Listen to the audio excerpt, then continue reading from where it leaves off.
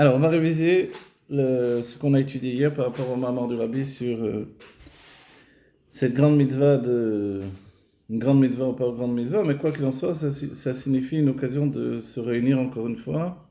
Comme on l'a dit, le Rabbi nous réunit pour nos anniversaires, il nous réunit pour les fêtes, il nous réunit pour Rosh Hashanah.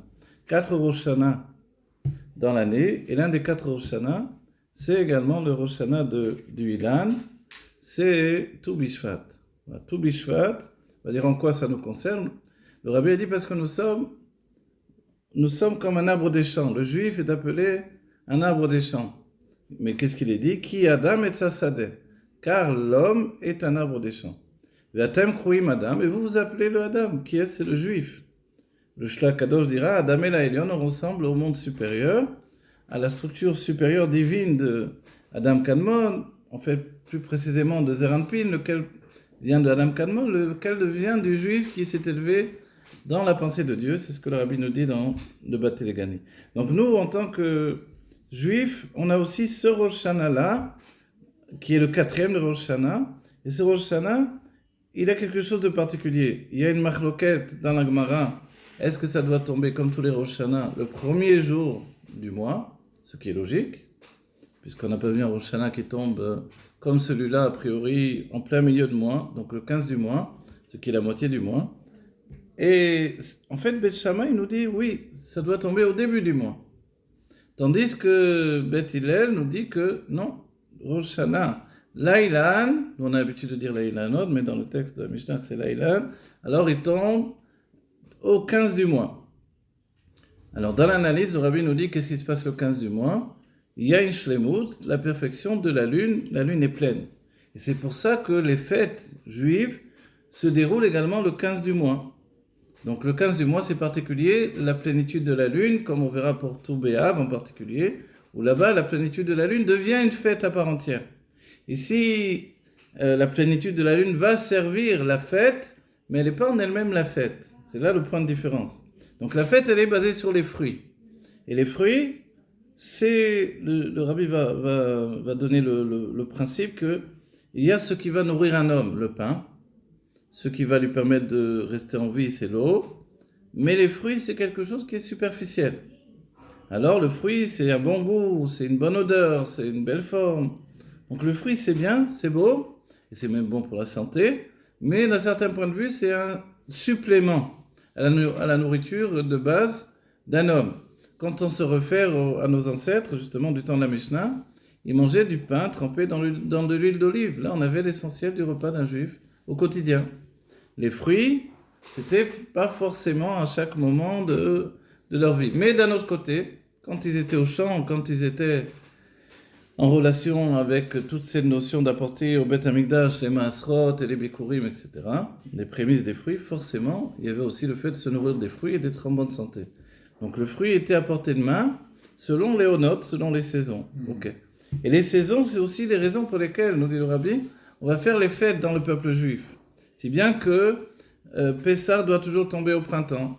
D'un autre côté, on verra que les fêtes sont reliées vraiment aux saisons et plus précisément au fait des récoltes. Les récoltes nous annoncent qu'il y a Chag HaAsif, Chag HaKatzir.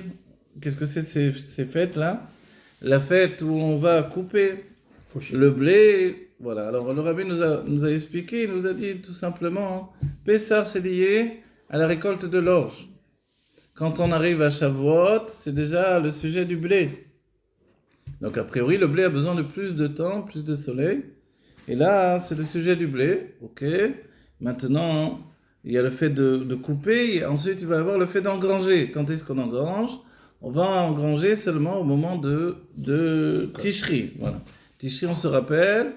Alors, c'est le Chag qui est lié, la fête qui est liée avec un Chodesh chez Ayarer Mitkassé, le mois dont la lune va se cacher. Le mois en hébreu, on appelle à la fois la lune et à la fois le mois. C'est-à-dire que la lune, on peut l'appeler le Chodesh également. Parce qu'elle est Mitra Deshet, parce qu'elle se renouvelle. Et là, en fait, la grande question, est-ce que ce Rosh Hashanah devait tomber au moment du renouvellement, ou au début de ce renouvellement, où la lune est vraiment, comme elle est appelée, Nekuda, un point. Et de ce point, elle va grandir jusqu'à devenir une pleine lune. Voilà. Et en fait, on comprend que c'était sur ça qu'il fallait statuer. Est-ce qu'on va donner le moment du renouveau de la sève des arbres dans la nature, ce qui va entraîner le printemps? Est-ce que dans le mois lui-même, on va le donner au début du mois, quand c'est juste une nekuda, c'est juste encore bécoar, c'est pas encore vraiment affirmé, ou quand déjà il y a l'affirmation que ça y est, on rentre dans la plénitude du mois, donc on va pencher vers la notion de printemps pour arriver finalement vers le moment de Pessah qui doit être en Aviv au printemps. En fait, le rabbi statue sur tout ça, et il nous dit, mais tout ça en fait c'est relié à l'homme. Parce qu'on peut dire, c'est très bien quand tu es agriculteur, toutes ces choses-là.